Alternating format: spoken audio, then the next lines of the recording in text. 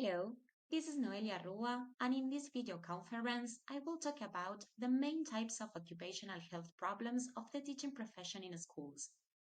The three biggest health risks affecting teachers are musculoskeletal disorders, burnout, and voice problems. Teaching is considered as a noble profession. However, teaching has been reported to be one of the most stressful occupations in the world.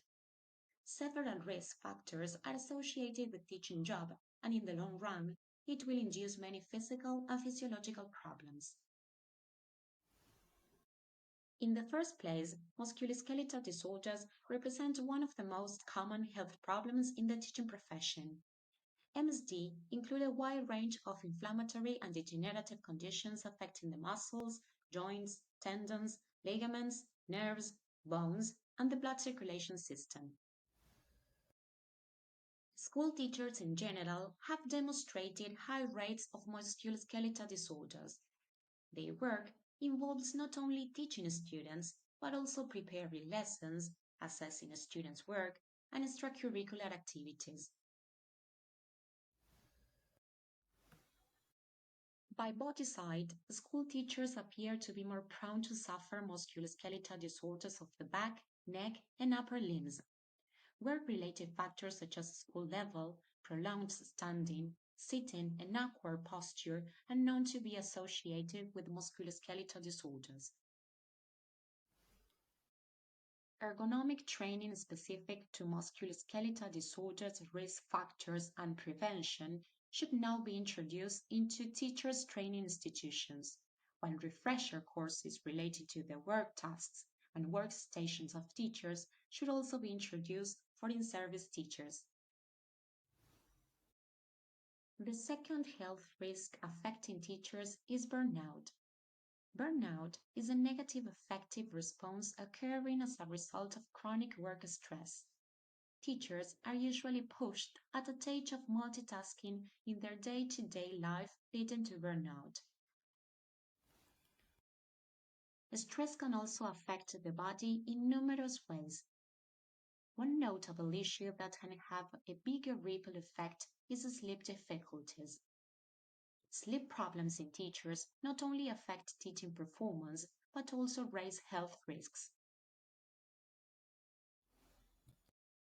Recent research adopts an integrative approach where both environmental and individual factors are studied. Across different countries, school teachers are among those professionals with the highest levels of job stress and burnout on the job. In fact, many teachers retire early because they feel burned out. On the other hand, too much stress can also affect the teacher's physical, physiological, and behavioral responses. In return, it will have a negative impact on students. The third health risk is related to voice problems. The voice is an important work tool for teachers. The voice assumes an outstanding importance.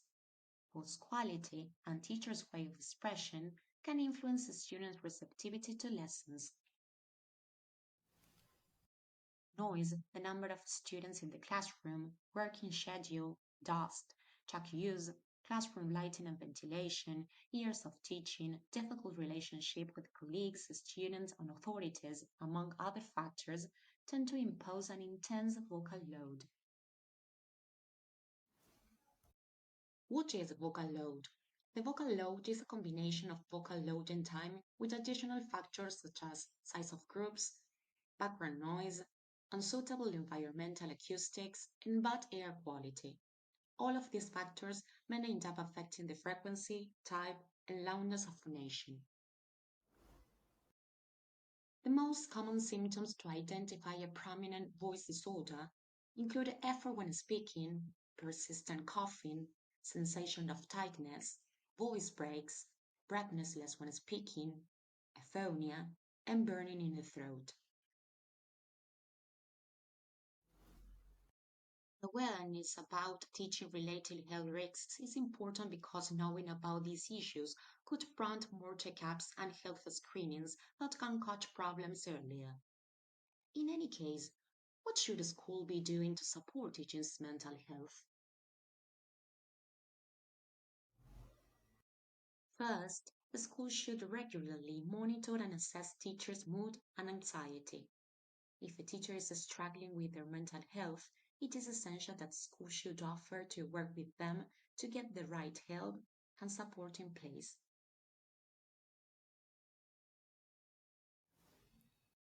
Second, encourage teachers to talk about their thoughts and feelings. The teaching job involves intense efforts from teachers to regulate their internal and expressive components of emotions according to the display rules prevalent in the teaching context. Third, a school should promote the benefits of physical activities. A school should reduce the workload that teachers have to perform at home, which in most cases is often not even paid. This would allow teachers to spend time on health enhancing activities such as rest, recreation, or physical activity. All in all, teaching is a very demanding profession which places those who practice it in a vulnerable position to experience physical and physiological problems. A large proportion of primary and secondary teachers perceive their job as highly demanding.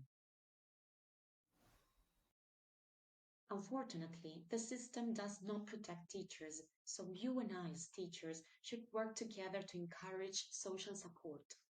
Social bonding will help us protect our rights in order to continue to carry out this beautiful profession called teaching. Thanks.